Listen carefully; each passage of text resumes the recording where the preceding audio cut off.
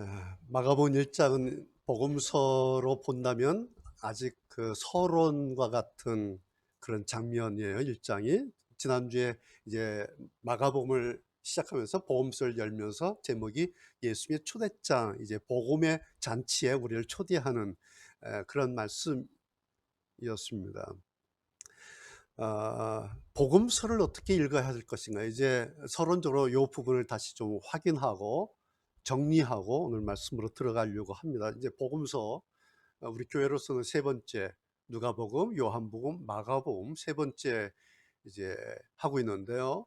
이 복음서를 그냥 막 읽을 수도 있어요. 그런데 복음서를 읽을 때 두 가지를 염두에 둬야 됩니다. 하나는 성경도 그렇고 복음서도 그렇고 성경에는 원저자이신 예수님의 목적이 뭘까를 늘 염두에 둬야 돼요. 그러니까 우리가 책을 읽을 때, 편지를 읽을 때 저분이 나한테 무슨 말씀하는가, 이 책에서 저자가 하려고 하는 말이 뭘까, 의도가 뭘까, 그걸 우리가 염두에 두고 읽지 않습니까? 마찬가지 성경을 읽을 때도 그냥 은혜 받는 말씀, 좋은 말씀을 찾으려고 하지 마시고 이 복음서의 원저자이신 예수님의 의도, 예수님의 목적이 뭘까를 염두에 띄워놓고 이제 읽어야 돼요. 두 번째는 예수님이 원저자, 성령 하나님을 원저자라고 말할 때 성경 기록자가 있죠. 기자. 마가 요한이죠. 지난주에 말씀드린 것처럼 사도 마가. 자, 이 기록자인 기자인 마가 요한은 자기의 복음서 16장 안에, 마가복음이라고 하는 이 16장 안에 기록으로 남겼는데, 복음의 내용들을 기록으로 남겼는데 도대체 이 마가 요한은 무엇을 말하려고 했을까라는 것을 염두에 두고, 그러니까 원저자와 기자 두 분을 염두에 두고 복음서를 읽어야 됩니다. 왜냐하면 우리가 성경을 읽는데 방해물들이 많아요. 성경을 열심히 읽고 뭐 통독하고 묵상하고 성경 공부하는데, 그럼에도 불구하고 성경 읽기에 걸림돌 되는 방해물들이 있어요. 여러 가지 있는데 그 중에 하나가 뭐냐면 기존의 선행학습들이라는 게 있어요. 그렇죠? 예, 기존에 알고 있었던, 기존에 들었던 이것이 좋은 건데 때로는 그것들이 걸림돌이 될 수가 있어요. 우리가 다시 복음서를 읽으려고 하는데. 두 번째, 교회 안에는, 기독교 교회 안에는 오랜 세월, 거의 2000년 가까운 이 오랜 세월에 의해서 형성된 어떤 교회 습관이라는 게 있어요. 교회 어떤 관습이 있어요, 교회 안에. 그래서 그 오랜 세월에 형성된 습관에 의해서 복음이 고정된 게 있어요. 뭐 좋은 복음이 제대로 잘 고정돼 있으면 좋죠. 그런데 자칫 이런 게 있어요. 고정됐는데 본질이 왜곡된 채 고정된 게 있어요. 혹은 균형감을 잃고 성경을 파편적으로 강조하는 일들이 있어요. 이해가 되시죠? 성경을 읽을 때 창세기부터 계시록까지 복음의 1장부터 16장까지 전체를 균형적으로 읽고 이해를 해야 되는데, 나는 몇 장이 중요해, 나는 요한계시록이 중요해, 나는 이사야서가 중요해, 나는 그 가운데 뭐가 중요하라고 자기의 관심사에 따라서 선별해서 강조하는 이 파편적 강조점들이 사실은 성경을 오해하고 왜곡시키는 가장 큰 걸림돌이에요. 그런데 그것이 2000년 동안 교회 안에 형성된 하나의 습관이라고 하는 것입니다. 또 하나는, 성경은, 또 교회는 그동안에 이렇게 성경과 교회를 둘러싼 시대적인 상황이 있었어요. 그 문화적인 상황이 있어요. 그런 영향들이 교회 안에 들어왔겠죠. 그렇죠? 2000년 동안 기독교 안에 들어와 있고, 우리 한국으로 말하면 150년 동안 한국 교회 안에 들어온 시대적 상황들, 문화적 한국이라고 하는 토양적 상황들이 있어요. 그 영향에 의해서 성경이 침해받은 부분들이 있습니다. 이거에 걸림돌이 될 수가 있어요. 또 하나, 마지막은 설교하는 설교자, 저도 그렇지만 설교자의 개인적인 경향이라는 게 있죠. 네. 그 신학적인 경향일 수도 있고 자신의 주관적인 경향일 수도 있고 자기의 경험적인 경향일 수도 있어요. 동시에 설교자들이 가지고 있는 목회적 목적이라는 게 있어요.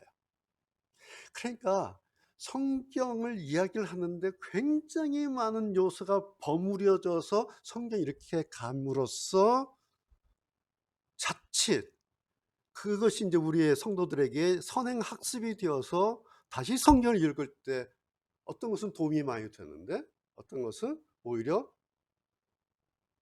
제대로 읽는데 걸림돌이 되는 그런 요소들이 사실 너무너무 많아요.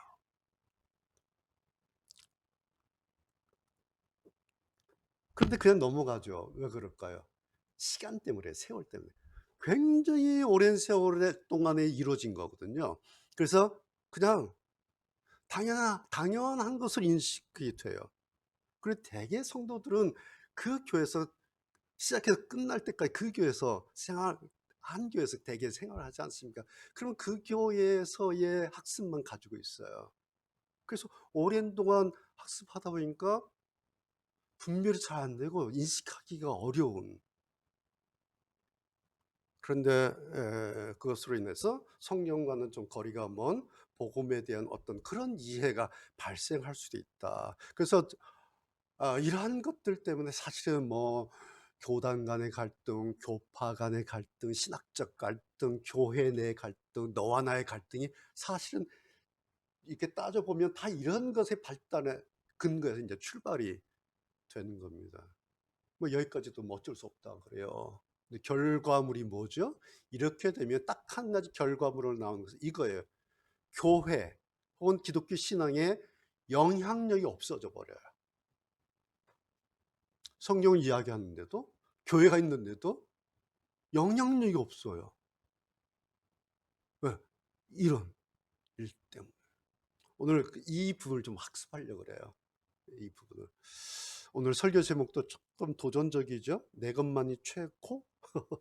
내 것만 최고야? 뭐 이런 좀 도전적인 도발적인 제목인데 오늘은 제가 설교라기보다 좀 실습을 좀 하려고 해요. 오늘 본문을 가지고.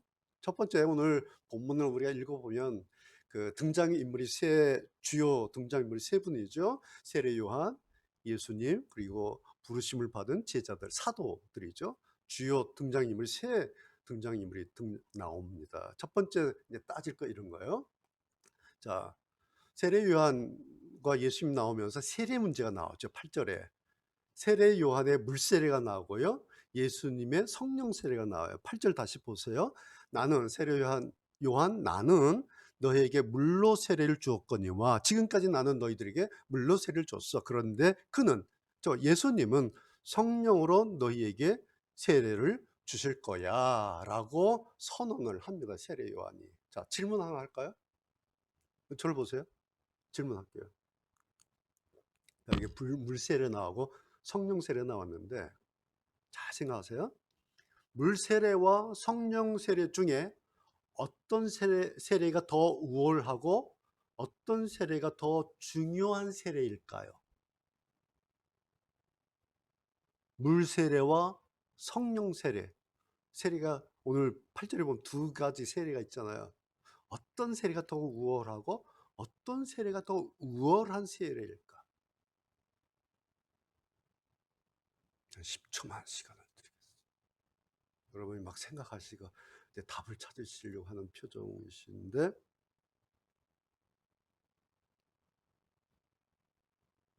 답은 이런 거예요. 제가 이런 질문 던졌는데 제 이런 질문에 답을 하기 위해서 머릿속을 막 따져보고 답을 찾아내려고 하는 것 자체가 이미 문제가 있다라는 증거예요. 이해가 되십니까? 이게 뭐냐면 이런 것이 바로 성경에 대한 오랜 선행학습의 결과물이에요. 선행학습이 많이 돼가지고 가만히 있어봐. 뭐라 그랬지? 뭐였지? 물세례? 세례. 이렇게 만약 작동된다면 이것이 오랜 선행학습의 결과물이에요.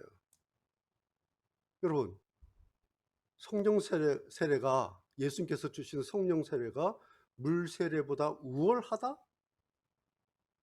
라는 거잖아요. 그런 생각이잖아요, 사실은. 그래서 이런 생각 때문에 어떤 일이 발생하냐면, 여러분 군대 갔다 오신 분들 다 경험한 거예요. 어떤 사람이 무용담처럼 해요. 나는 세례 3번 받았어. 그래요. 막 깍깍 웃잖아요. 왜? 초코파이 먹어라. 초코파이 받아 먹으려고 가가지고 세례 3번 받았는데 막 하면 막 깔깔깔 웃어요. 막 그냥 그렇게 넘어가요. 기독교를 희화화 만들어. 그래서 마치 물세례 막 이런 거를 막 가볍게 하찮게 여기는 그런 풍토가 교회 안에 있어요. 본인들도 좀 그래요. 아이 물세례 그 의례적으로 뭐 어렸을 때 유아세례하고 뭐 15살 때 세례, 아이 그거 뭐 라고라는 이런 분위기와 풍토와 이해가 교회 안에 있어요. 그것이 일반화된 것이 초코파이 3번 먹는 거예요. 유아세례 받을 때 물세례 하죠. 예. 성인 성인들도 물세례 이렇게 합니다. 좀 여러분 기억하세요. 여러분 다 세례 받으셨으니까. 세례 받기 전에 세례 공부도 하고 그 다음에 문답도 하고 고백을 해요. 그냥 앉아서 물세례 하는 게 아니라 반드시 집내 목사님 묻죠. 그렇죠? 그럴 때 예로 대답해요. 뭘 묻습니까? 딱 하나 물어요. 예수님이 내 구원의 주인이심을 고백합니다. 그렇습니까? 예. 근데 유아세례 할 때는 아기가 뭐 못하니까 엄마가 아빠가 대신 하죠. 그리고 이 아이를 15년 동안 성인이 될 때까지 잘 믿음을 키워요. 그리고 15살이 되면 입교 문답을 하죠. 자기의 의지로 자기의 고백을 합니다. 그리고 이제 유아세례 받지 않은 분들은 성인이 된 사람들은 자기의 의사와 자기의 동의로 묻고 대답하고 물세례를 합니다. 그럴 때 마지막 세례할 때 집내 목사가 뭐라 그래요?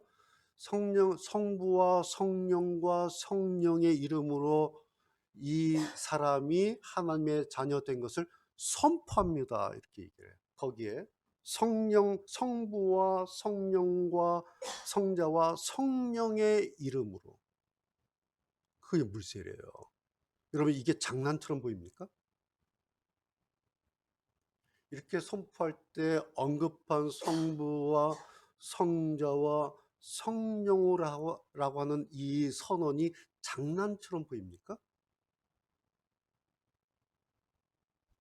그 시간에 그 현장에 집내자 목사의 그 선포에 성령님이 계셨을까요? 안 계셨을까요?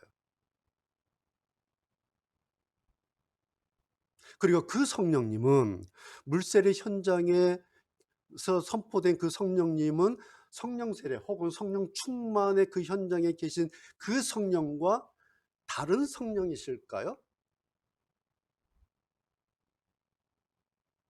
사람들은요 되게 뜨거움의 차이, 예. 혹은 자기가 경험한 어떤 체험적인 경험, 막 불같은 성령 받았어요, 막 천둥 소리가 들렸어요, 막 병 고쳤어요, 막 등등 여러 가지 자기의 어떤 체험적인 경험을 근거로 해서, 그런데 그때 성령께서 나에게 임하셨다라고 자기가 판단하고 자기가 결론 지어버려요. 왜? 그때 내가 언제 막 뜨겁게 막 뭐 하고 그래요. 근데 성령 꼭 그렇게만 임하시는 게 아니라 성령이 임하실 때 이런 성령도 계세요. 세미한 가운데 말씀하시는 성령이 임하심도 있어요. 마치 이게 비가 오는 거야 부슬비라 그러나요?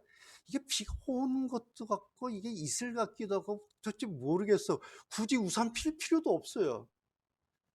그런 거 있죠. 성령이 그렇게 임하신 성령도 계세요. 그러니까 긴가민가하게 정말 내가 성령 받았나, 성령이 오셨나, 뭔가 긴가민가하게 경험되는 그런 성령의 임재도 있는데, 그런 성령의 임재는 여러분 열등한 성령의 임재입니까? 여러분 어떻게 생각하세요? 막 뜨겁고 뒤집어지고 뭐 깡패가 목사가 되고 뭐 암병이 날아가고 이런 임재는 굉장히 우월한 성령의 임재고, 성령이 오셨나 그렇게 이야기된 그 성령이 열등한 그런 성령인가요?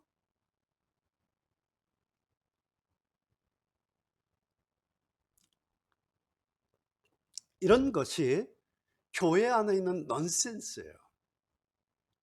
이걸 누가 주장했을까요? 이런 선행학습을 누가 시켰을까요? 설교자들이 시킨 거예요. 미안하지만 목사님들이, 목회자들이, 부흥사들이 시켰어요. 이런 선행학습을. 그 이유가 뭘까요? 왜 목사님들이, 왜 설교자들이, 왜 부흥사들이 이런 선행학습을 시켰을까? 성령의 우열을 갈랐을까? 어떤 성령은 우월한 성령의 임재고, 어떤 성령은 큰 하찮은 열등한 그런 성령도 아니야. 뭐 이미 왜 이랬을까요? 이유가 뭘까요? 아시겠죠? 이유. 성경의 목적에 관심이 없어요. 예수님의 목적 따위는 관심이 없어요. 복음서 저자의 목적 이런 건 관심이 없어요. 그것보다 설교자 자신의 어떤 관점, 자기가 말하고 싶은 생각, 어떤 자기의 목회적 관심, 그것이 더 중요하고 그것을 더 앞세우고 그것을 더 강조하고 싶었던 마음 때문에 나머지 중요한 본질은 다 뒤로 밀려버린 거예요. 자, 지금 무슨 얘기하고 있냐니까 제가 제 질문 다시 드려요. 물세례와 성령 세례 중 어떤 세례가 더 우월하고 더 중요한 세례일까요? 질문 던져 여기까지 온 겁니다. 답이 이런 거죠. 이제 답이 나왔죠. 세례 요한과 예수님의 어떤 것을 놓고 두 분 사이에 어떤 우월성, 세례 요한이 우월한가, 예수님이 우월한가, 이 저울질하는 것, 이것 자체가 모순이에요. 그리고 이것이 이러한 생각과 이런 선행학습들이 성경을 제대로 읽지 못하게 하는, 그래서 성경 안으로 우리 성도들이 제대로 들어가지 못하게 하는, 방해하는 걸림돌이 바로 이런 거예요. 누가 최고냐? 예수님이 최고냐? 세례 요한이 최고냐? 이런 성령이 최고냐? 저런 성령이 최고냐? 도대체 누가 최고냐라는 이런 선행학습들의 결과물이 우리 교회 안에 관습처럼 너무 많아요.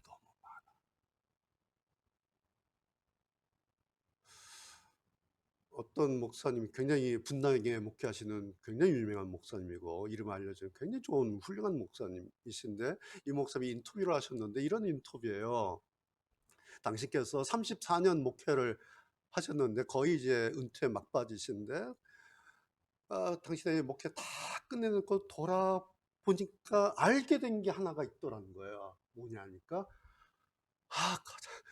하나님 마음 알아가기, 이게 이거였구나라고 하는 것을, 당신의 34년 목회를 다 지나고 돌아보니까 이게 이거였구나, 이게 중요했구나 라고 하는 것을 알게 되고 책을 쓰시고 인터뷰를 하셨던 기사를 제가 보면서, 여러분 제가 무슨 생각이 들었겠습니까?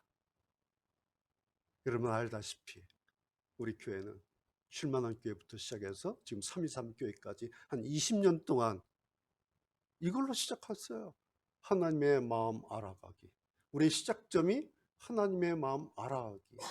예, 귀납적으로 하지 않고 우리는 연역적으로 했어요. 선언해놓고 한 거예요.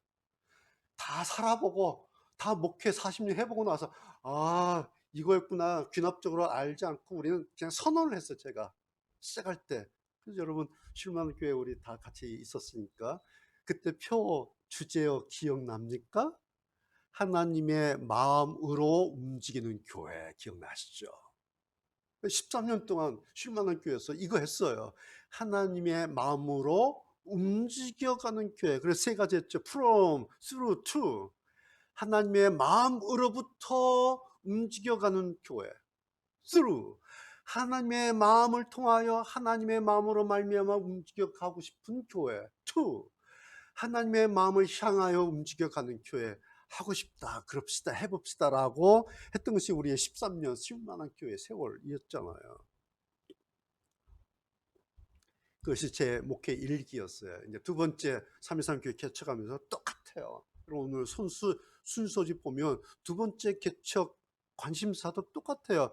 하나님 마음애로 움직이는 사람들의 주일 예배. 조금 더 이제 구체화되고 축소된 거예요.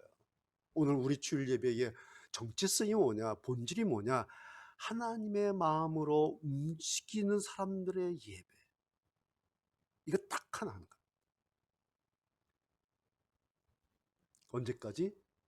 323 교회가 어떻게 될지 모르겠어요. 마지막까지. 네, 딱 하나 하는 겁니다. 우리 뭐 이것도 하고 저것도 하고가 아니라 우리는 주일날 예배 한 번 드리잖아요. 딱 하나를 하기 위해서 예배 드려요. 하나님 마음으로 좀 움직이고 싶다. 가고 싶다. 근데 어떻게 가요? 우리가 하나님 마음으로 어떻게 움직여가죠? 방법은 그 하나님의 마음이 어떤 것인지 알기 위한 방법은 딱 하나밖에 없어요. 성경을 파보는 밖에 없어요. 성경에서 답을 얻을 수밖에 없어요. 왜? 성경에 하나님의 마음이 어떻게 그려져 있는지, 성경에 하나님 당신의 마음을 어떻게 뭐라고 말씀해 놓으셨는지 알기 위해서 본 수밖에 없어요. 그래서 성경을 창세기부터 계시록까지 20년 동안 뒤진 겁니다. 왜 그러겠어요? 제가 설교하고 싶어서가 아니에요. 저는 너무너무 궁금했던 거예요. 지난 20년 동안. 뭐가? 도대체 하나님의 마음이 뭘까? 하나님의 마음이 어떤 마음이실까? 하나님이 나를 보면 어떤 마음 드실까? 하나님이 우리 교회를 보면 어떤 마음이 드실까? 이거 하나 궁금한 거예요. 그런데 그 목사님 인터뷰에서 34년 목회 다 거의 다 마치고 돌아보니 그거였다라고 인터뷰하고 말씀하신 거 보고 두 가지 마음이 들었어요. 내가 한 게 맞았구나. 그러면서 솔직히 좀 헛웃음이 나왔어요. 이거 헛웃음이 났어요. 34년 그 세월을 돌고 돌아서 마침내 이 원점으로 돌아왔다니. 여러분, 그 목사님은 저보다 목회도 훨씬 오래 하셨고 훌륭하시고 설교도 저보다 얼마나 잘하시고 얼마나 많이 하신지 방송에도 나오시고 굉장히 유명한 목사님이세요. 저도 존경하고요. 그런데 34년 지난 목회 막바지에 와서 비로소 이제야 이거 알았다. 이게 뭐지? 제가 얼마나 많은 생각을 했는지 몰라요. 도대체 이게 뭘까? 여러분, 성경을 왜 이렇게 오해하면서 읽게 되는 것인가? 제가 늘 말씀드리죠. 성경의 행간 읽기에 실패를 한 겁니다. 성경의 강조점 읽는 것을 실패하기 때문에 이런 일이 일어나요. 그 증거가 그렇게 이제 소위 말하는 이런 표현, 이런 우리 표현, 삐딱선을 탈 수밖에 없는, 넘어갈 수밖에 없는 요소들이 성경에 곳곳에 있어요. 오늘로 보면 예수님께서 세례 받으시는 장면이 나와요. 그렇죠? 중간에 나옵니다. 이 부분이 너무너무 귀한 장면인데 이걸 전체적인 그림에서 이 장면 읽지 못하면 이제 함몰되는 거예요. 여러분 생각해 보세요. 예수님께서 세례 받으신 거예요. 어떤 세례예요? 예수님께서 세례 받으신 이거는요, 유일한 세례 사건이에요. 그리고 아주 독특한 방식이에요. 그리고 예수님만에게만 일어나는 세레머니예요, 이게. 모든 사람에게 모든 세례에 일어나는 그런 형식이 아니에요. 뭐죠? 여러 가지 내용이 있어요. 첫 번째는 유일하신 하나님의 아들이심을 드러내고 선언한 행위입니다. 이거는. 두 번째, 예수님께서 하나님의 아들로서 이 땅에 오셨는데 그것을 공식적으로 선언한 게 이 세례 행위예요. 그러니까 이것은 인류 역사상 딱 한 번 있는 사건이에요. 이건 응용할 수 있는 사건이 아니고 이건 비교 대상이 아니에요. 이건 독특한 딱 잘라 있는 사건이에요. 세레머니예요. 세 번째, 선언함으로써 명실공히 지금부터 예수님의 공적 사역이 시작됩니다라고 선포하는 행위입니다. 이게 예수님의 3년 공생애가 시작되겠죠. 네 번째, 따라서 예수님께서 받으신 이 세례는 사람들이 받아서 어떤 변화나 하나님과 어떤 새로운 관계가 형성되게 하는 그런 종교 행사가 아니에요. 이것은 단지 예수님께서 그리스도라고 하는 것을 선포한 행위입니다. 예수님이 주님이시다라고 선언한 행위예요. 예수님이 하나님의 아들이시다라고 공개적으로 선언하고 선포한 역사상 유일하게 딱 한 번의 세레모니예요, 이게. 따라서 이렇게 공적 선으로 등장하신 예수님을 어떤 누구와 어떤 누구의 무엇과 비교하여서 이게 우월하냐, 예수님의 뭐가 우월하냐, 세례요한의 뭐가 이렇게 비교하는 것 자체가 어불성설이에요. 그리고 무지한 모순이에요, 이게. 이것이 벌써 성경이 이렇게 실패한 증거입니다. 예수님의 세례를 사람의 세례와 누구의 세례와 막 비교해 보려고 하는, 그래서 우리는 예수님처럼 세례해야 된다라는 이런 망상에 빠지게 되는, 이것이 성경 읽기를 완전 실패해버린 현상입니다. 자, 그렇다면 세 번째, 세례 요한과 그러면 예수님과의 관계는 어떤 관계인가라는 거예요. 여러분, 자, 세례 요한 우리가 너무 잘 알잖아요. 세례 요한은 신약의 마지막 선지자예요. 신약의 처음의 선지자지만 마지막 신약에 등장하고, 그리고 신약에서 마지막 선지자. 뭐죠? 선지자라는 것은 군중들에게 예수님을 소개한, 그리고 끝나요. 그래서 신약의 첫 번째 선지자며 마지막 선지자, 대단한 인물이에요, 세례 요한은. 그런데 지난주에 이렇게 위대하고 이렇게 대단한 세례 요한이 자기를 뭐라 그래요? 여러분, 저는 예수님의 신발끈을 거기에 무릎 꿇어서 예수님의 신발끈을 손댈 자격도 없어요 라고 이야기를 하죠. 그렇게까지 낮춰요, 자기를. 근데 여러분, 근데 이 장면이, 이 세례 요한의 이 고백이 나는 열등한 존재 이렇게 들립니까? 나는 예수님하고 나를 비교해보면 나는 열등해서 나는 얼굴도 못돼, 이런 느낌이 아니지요. 그렇죠? 네. 세례 요한은 철저하게 하나님 앞에서 내 역할이 무엇인지, 역할을 얘기한 거예요. 자기가 할 일이 어디까지인지, 내가 할 일이 어디까지인지 세례 요한은 정확하게 인식한 거예요. 그리고 그 선에서 자기 역할을 완수한 거예요. 그리고 무대 뒤편으로 사라지는 겁니다, 이 세례 요한. 세례 요한이 열등한 사람이 아니에요. 모자란 사람이 아니에요. 예수님이 등장하시 전까지는 세례 요한에게 사람들이 다 몰려들었어요. 선생님, 선생님 하면서. 자, 그렇게 해놓고 세례 요한은 이제 뒤로 사라져 버렸어요. 이제 무대에 예수님께서 세례받으시고 예수님께서 등장을 딱 하신 거예요. 자, 그러면 이 무대 뒤로 사라진 이 세례 요한을 예수님께서 최종적으로 어떻게 평가하셨는지 여러분 기억나십니까? 내가 너희들에게 진실로 말하는데 여자가 낳은 자 중에서 세례 요한보다 큰 자가 없다라고 평가를 하세요. 세례 요한은 이미 무대 뒤로 사라졌어요.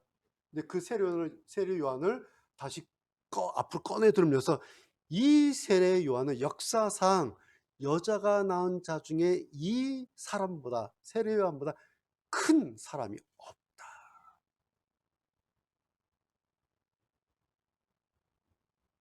예수님은요, 세례 요한을 자신과 비교해서 말씀하시지 않았어요. 그냥 세례 요한을 말씀하신 거예요.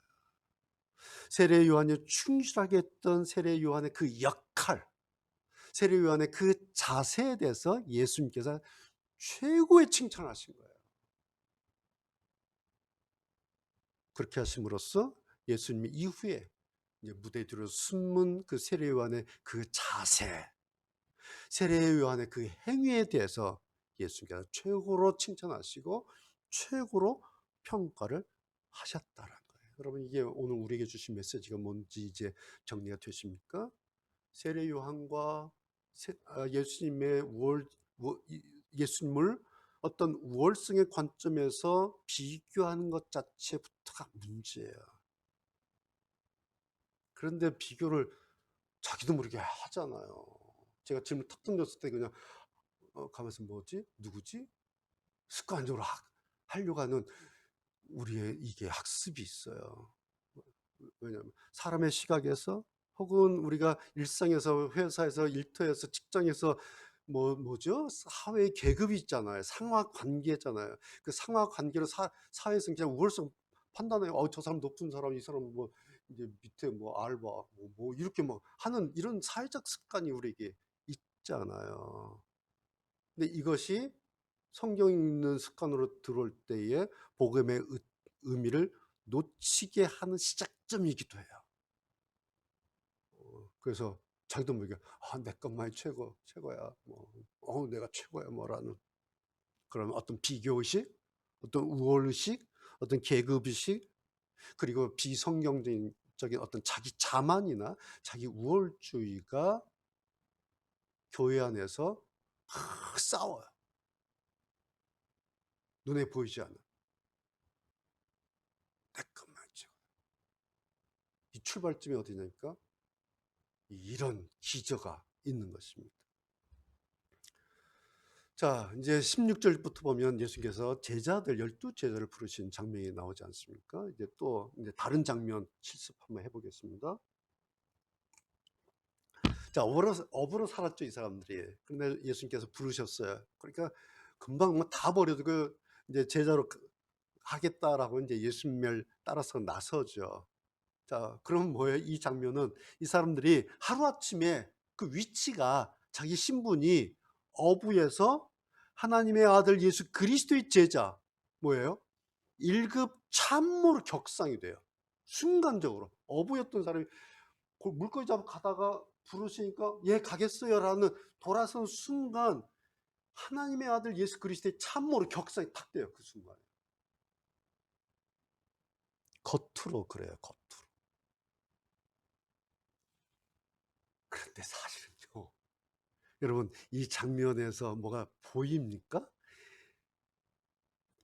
계급이 돌아서면 어부에서 예수님의 1급 특급 참모가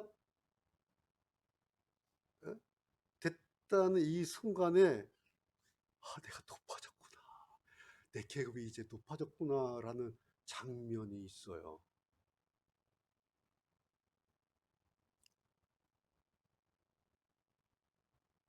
여러분 예수님께서 이 사람들을 제자로 부르셨잖아요.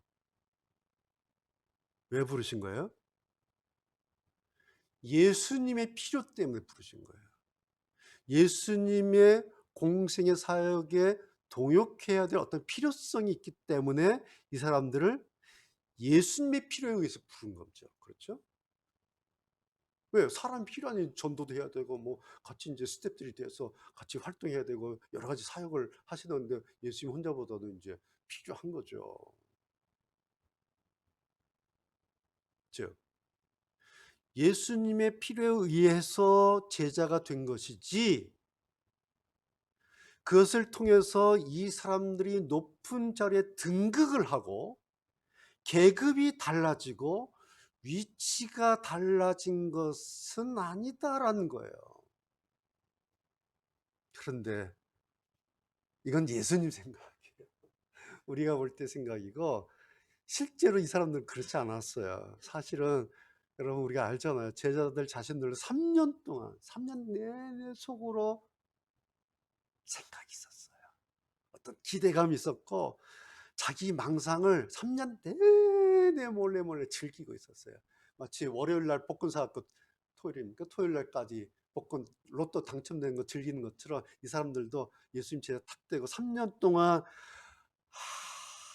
내가 어떻게 될까? 3년 절대 내색 안 하죠.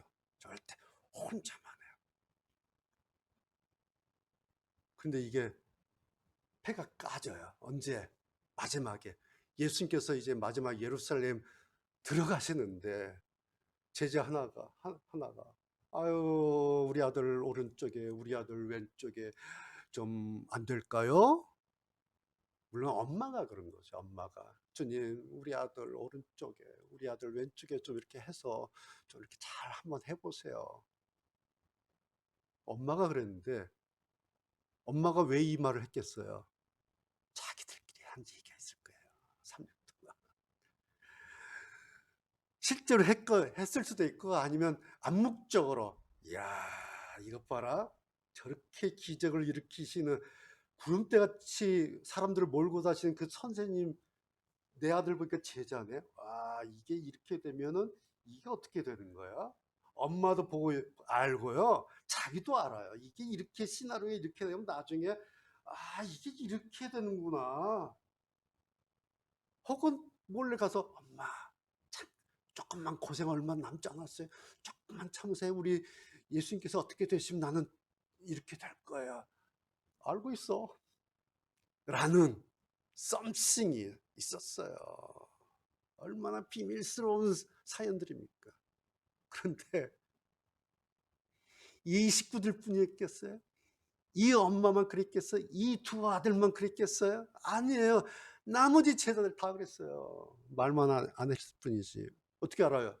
이 말 탁 꺼내니까 제자들이 아이고 한 발 늦었네. 아 저거 내가 먼저 질렀어야 되는데 늦었구나. 그래서 뭐예요? 화를 내잖아요. 화를. 만약에 이런 다른 제자들이 이런 생각이 없었어. 예수 죽으러 가셨는데 아 뭐야 저렇게 아이고 천박하게 이렇게 했을 거예요. 그런데 막 화를 내요. 왜? 카드를 놓친 것 같은 거예요.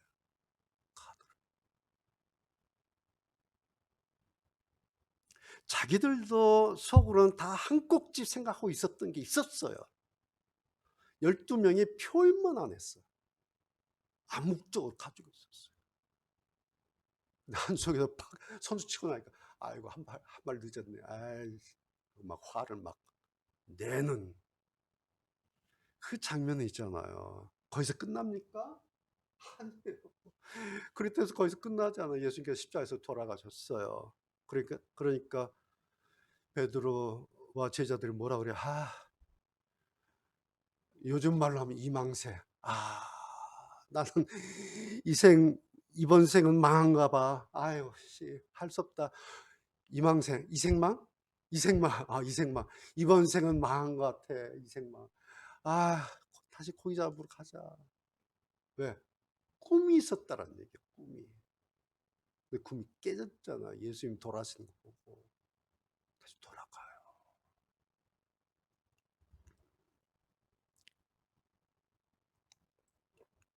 그런데 이 모든 속셈의 출발점이 어딘지 아세요? 오늘 우리가 읽은 본문이에요.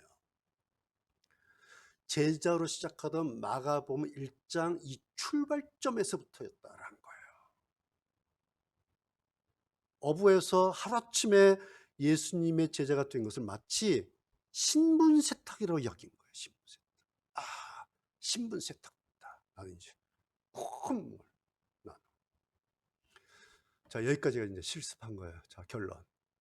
오늘 이 마가복음 1장의 이런 내용들이 오늘 교회에 우리에게 주는 메시지가 뭘까라는 거예요.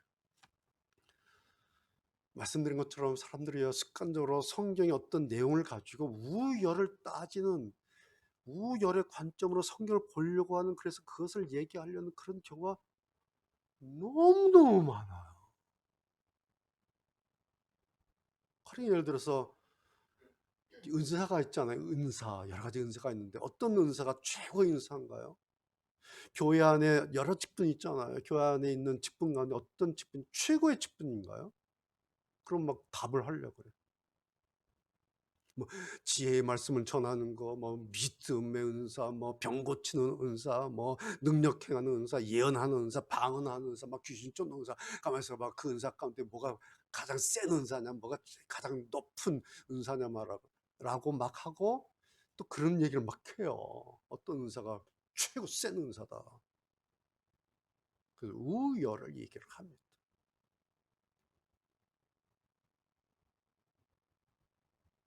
그래서 옆에서 가만 보면요. 우열을 나누는데 어떻게 나누는가 이렇게 보니까 성경이 이렇게 하고 있어요. 성경이 이렇게 무열을 나눴어요. 그래서 합니다라고 하지 않고 자기들이 결정해요. 자기의 경험에 의해서 자기들이 결정해서 우열해서 그걸 설교를 해버려요. 부흥사들 막 해버려요. 그런데 가만 또 들여다봐요. 왜 저렇게 얘기하지? 가만 보면 그 사람 장기야. 그 사람의 장기야. 그 사람이 자기가 받은 은사예요. 자기가 받은 달란트가 최고다. 이게 최고다라고 그렇게 얘기해요. 여러분, 성경에 유일하게 최고의 장기는 이것이다. 성경에 유일하게 최고의 은사는 이거다. 최고의 달란트 있어요? 그런 거 없어요. 성경은 성령께서 성령의 목적에 맞게 성령의 뜻에 맞게 각 사람에게 골고루 이렇게 저렇게 나눠주신 거다. 이렇게 돼 있어요. 그래서 어떤 사람은 이런 은사, 어떤 사람은 저런 은사, 어떤 사람은 5개, 어떤 사람은 2개, 어떤 사람은 하나예요. 다 달라요. 어떻게? 그래서 조화를 이루도록, 지체가 되도록, 견고해지도록. 이것이 성경의 방식이에요. 이것이 성경의 전체 종합적인 관점이에요. 왜? 예수님의 필요라는 거죠. 성령의 필요에 의해서. 따라서 은사에는 우열이 전혀 없어요. 남은 것은 딱 하나 있는 것은 그 역할만 있어요. 역할. 그리고 그 역할에 대해서 충성되게 신실할 것만을 요구해요. 자, 그런데도 교회 안에 혹은 교회의 어떤 관계에서 왜 우열을 가리고 자랑하고 폼을 잡고 그것을 가지고 또 사람들을 막 무시하고요. 막 사람을 함부로 대요. 막. 그럼 어떤 사람은 뭐 대단하고 어떤 사람은 열등감에 해서 이렇게 막 생쇼가 막 일어나요. 왜? 우열의 잔치 때문에 그래요. 근데 왜 이런 일이 일어날까? 성경을 몰라서 그럴까요? 성경에 관심이 없어서 그럴까요? 입만 열면 성경이에요. 입만 열면 성경이면 폭포수처럼 청산유처럼 쏟아져요. 사실은 성경 말하는데 관심이 없는 게 있어요. 뭔지 아세요? 신앙에 대해서 신앙이 뭔지 별로 그다지 관심이 없어요. 아이러니죠. 성경을 이야기하는데 그 성경에서 말하는 신앙에 대해서는 관심이 없어요. 더 노골적인 이유는 성경에서 성경대로 신앙하고 싶은 마음이 없어서 그래요. 하나님 말씀대로 신앙하고 싶은 마음이 없어요. 그래서 자기가 알아서 하는 거예요.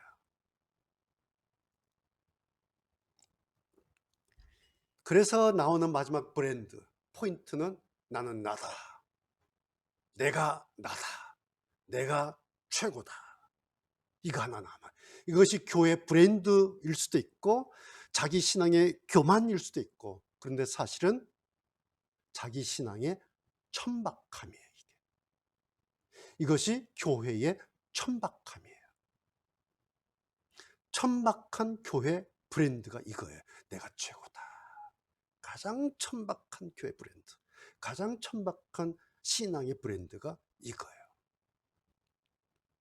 여러분, 제가 불편한 용어 천박함이라는 용어를 썼는데,